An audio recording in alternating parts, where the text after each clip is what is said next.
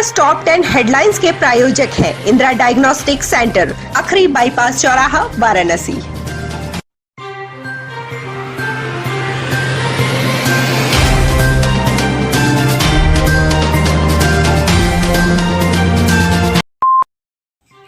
वाराणसी में मंगलवार को मिली 4,567 कोरोना जांच रिपोर्ट में एक कोरोना पॉजिटिव मरीज मिला है। बीते 24 घंटे में किसी कोरोना मरीज की मौत नहीं हुई है। मंगलवार को होम आइसोलेशन और कोविड हॉस्पिटल से भी किसी मरीज को छुट्टी नहीं मिली है। वाराणसी में अब तक 82,391 कोरोना पॉजिटिव मरीज मिल चुके हैं। इनमें से 81,614 लोग स्वस्थ हो चुके हैं, जबकि एक्टिव केसों की संख्या 4 है। ड्राइविंग के वक्त खैनी बनाने लगा स्कूल वैन का चालक, खाई में पलटने से बची गाड़ी। बड़ा गांव थाना क्षेत्र के पुआरी कला गांव में मंगलवार की सुबह एक बड़ा हादसा टल गया, जब स्कूली बच्चों से भरी वैन खाई में पलटने से पहले ही रुक गई।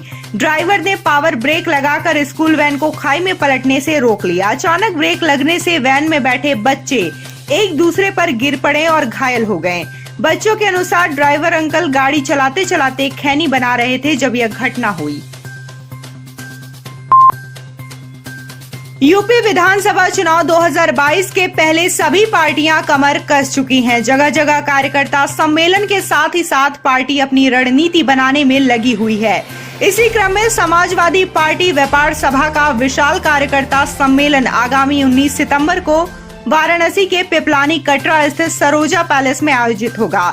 इस बात की जानकारी समाजवादी पार्टी व्यापार सभा के प्रदेश उपाध्यक्ष प्रदीप जायसवाल ने दी है कि आगामी 19 सितंबर 2021 रविवार को वाराणसी में बहुत बड़ा एक मंडलीय व्यापारी सम्मेलन किया जा रहा है। इस मंडलीय सम्मेलन में वाराणसी के साथ ही साथ चंदौली, गाजीपुर, जौनपुर के हमारे व्यापारी और प्रतिनिधि शामिल होंगे। राजा तालाब तहसील के 2 लेखपालों और एक अमीन के निलंबन के विरोध में लेखपाल संघ प्रदर्शन कर रहा है। राजा तालाब तहसील में चल रहे इस प्रदर्शन में मंगलवार को उप जिलाधिकारी सिद्धार्थ यादव ने सख्त कार्रवाई की है। उन्होंने लेखपाल संघ के अध्यक्ष मान सिंह को एस्मा की नोटिस तलब की है। इस सूचना से लेखपालों में हड़कंप मचा हुआ है। बता दें कि आबादी की जमीन पर उप जिलाधिकारी सिद्धार्थ यादव के दिए गए आदेश पर ओवर राइटिंग कर उनके स्टेनो के साथ अटैच अमीन ने गलत आदेश दिया, जिस पर दोनों लेखपालों ने कार्रवाई की थी। देखिए, बहाल की मांग चूंकि अब निलंबन की कार्रवाई हो चुकी है, इसमें बहाली का जब तक उसमें आरोप पत्र बंद करके जांच अधिकारी द्वारा अच्छा नहीं किया जाती तब तक उसमें बहाली नहीं होगी, क्योंकि ये गंभीर प्रकरण है जिसमें पूर्व में भी हाईकोर्ट द्वारा भी कई सारे उप जिलाधिकारी महोदय जिन्होंने किस तरह की कार्रवाइयां की थी। 21 सूत्रीय मांगों को लेकर परिषदीय विद्यालय के अध्यापकों ने ब्लॉक संसाधन केंद्रों पर दिया धरना। परिषदीय विद्यालय के शिक्षक, अनुदेशक, शिक्षा मित्र, रसोइयों ने 21 सूत्रीय मांगों को लेकर ब्लॉक संसाधन केंद्रों पर मंगलवार को धरना दिया। इसी क्रम में छोलापुर में आयोजित धरने को संबोधित करते हुए प्राथमिक शिक्षक संघ के अध्यक्ष दुर्गा प्रसाद सिंह ने कहा कि यदि सरकार हमारी 21 सूत्रीय मांगों को अनदेखा करेगी तो अपने आंदोलन को और तीव्र करने को हम बाध्य होंगे।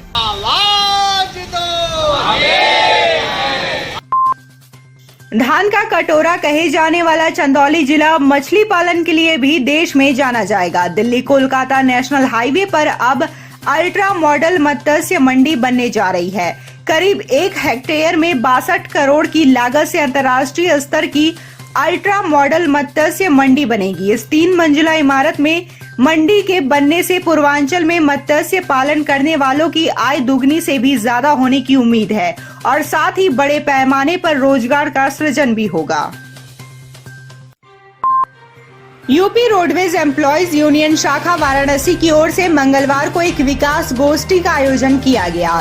इस दौरान रोडवेज एम्प्लॉयज यूनियन के क्षेत्रीय उपाध्यक्ष अरविंद कुमार मिश्रा ने बताया कि संगोष्ठी में रोडवेज कर्मचारियों ने परिवहन निगम को यूपी रोडवेज घोषित करने के साथ ही महंगाई भत्ते में 7% की बढ़ोतरी की मांग की गई है। अरविंद कुमार मिश्रा ने बताया कि आज संगोष्ठी में बड़ी संख्या में कर्मचारियों ने हिस्सा लिया है। कर्मचारियों की सरकार से मांग है कि संविदा कर्मचारियों को परमानेंट किया जाए और बिगड़ी बसों की हालत जल्द से जल्द सुधारी जाए। उत्तर प्रदेश सरकार घोषित करे परिवहन निगम को, और जो राज्य कर्मचारियों को डीए दिया जा रहा है 2700, वो भी उत्तर प्रदेश परिवहन निगम के कर्मचारियों को मिलना चाहिए।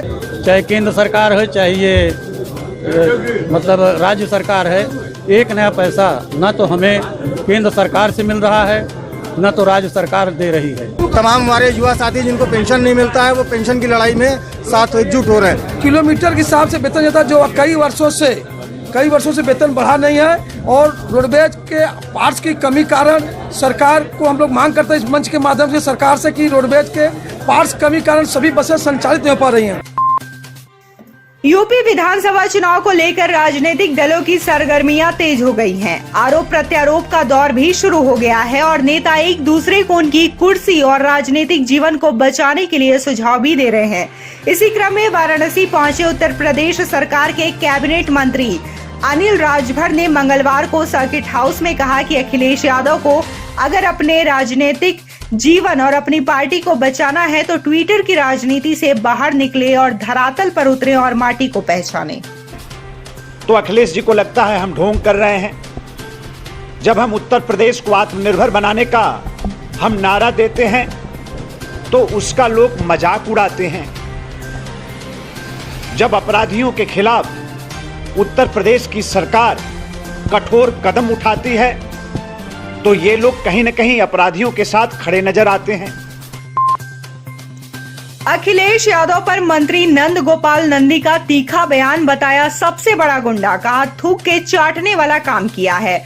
भाजपा व्यापार प्रकोष्ठ प्रबुद्ध जन सम्मेलन में पहुंचे प्रदेश के नागरिक उड्डयन मंत्री नंद गोपाल नंदी ने अजीबोगरीब बयान दे डाला। पूर्व मुख्यमंत्री अखिलेश यादव के संबंध में पूछे गए एक सवाल के जवाब में उन्होंने कहा कि जिस गाड़ी पर सपा का झंडा, समझिए उसमें गुंडा बैठा है, क्योंकि जो सपा का सबसे बड़ा नेता है वह सबसे बड़ा गुंडा है। यही नहीं, कोरोना वैक्सीन को लेकर अखिलेश यादव के विरोध और फिर लगवाने को उन्होंने कहावत थूक के चाटने की तरह बताया। अखिलेश यादव हमेशा बचकानी हरकत करते हैं। वीडियो गेम खेलना, पूरे मुख्यमंत्री काल में भी मीटिंगों में वीडियो गेम खेलते रहे। अभी टोटी कांड आपने भूले नहीं होंगे कि टोटी उखाड़ करके ले गए।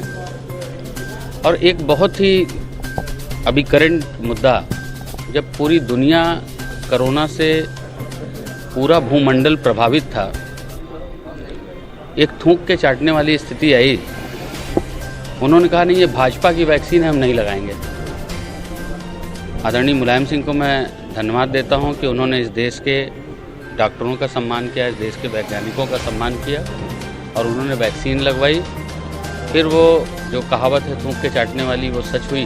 उनको कहना पड़ा टीवी पर आकर के, मीडिया के माध्यम से, कि नहीं, वैक्सीन लगवानी चाहिए। पूरे जिले में वायरल फीवर और डेंगू का प्रकोप देखने को मिल रहा है। लोगों को बुखार आते ही उसमें डेंगू वायरल को लेकर शंका उठने लग रही है। ऐसे में शहर के शिव प्रसाद गुप्त मंडलीय जिला चिकित्सालय के प्रमुख अधीक्षक डॉक्टर प्रसन्न कुमार ने सभी से अपील की है कि डरे नहीं। हर बुखार डेंगू नहीं होता, यह वायरल बुखार भी हो सकता है। अगर आपको बुखार है तो हमारे अस्पताल आए और हमारी इमरजेंसी 24 घंटे एक्टिव है। उन्होंने बताया कि इस समय 11 मरीज डेंगू के हमारे अस्पताल में एडमिट है, जिनका बेहतर इलाज चल रहा है। वहीं पंडित दीनदयाल अस्पताल पांडेपुर में भी इस समय 6 मरीज डेंगू के एडमिट हैं और यहाँ भी चिकित्सकों की टीम मुस्तैद है। यहाँ ग्रामीण इलाकों के CHC और PHC के अलावा कबीर चौरा के रेफर मरीजों का इलाज किया जा रहा है। लगातार हम कंपोनेंट्स बना रहे हैं, प्लेटलेट्स अपने यहाँ बना रहे हैं, तो कहीं दिल में घबराने की ज़रूरत नहीं कि ये दिक्कत है और इतना हमको प्लेटलेट चाहिए। कोई घबराने जैसी चीज़ नहीं है। बुखार है और चूँकि डेंगू भी तो तीन चार तरह का होता है। तो एक तो सिंपल होता है, बाकी एक होता है जो हेमरेज फीवर जिसको बोलते हैं। एक डेंगू जो शॉक सिंड्रोम वाला होता है, तो जो नॉर्मल होता है वो तो कोई विशेष दिक्कत नहीं होती, लेकिन बाकी दूसरा जो होता है इसमें ब्लीडिंग होने लगती है और इसको हड्डी तोड़ बुखार कह सकते हैं, वो सब थोड़ा दिक्कत होती है।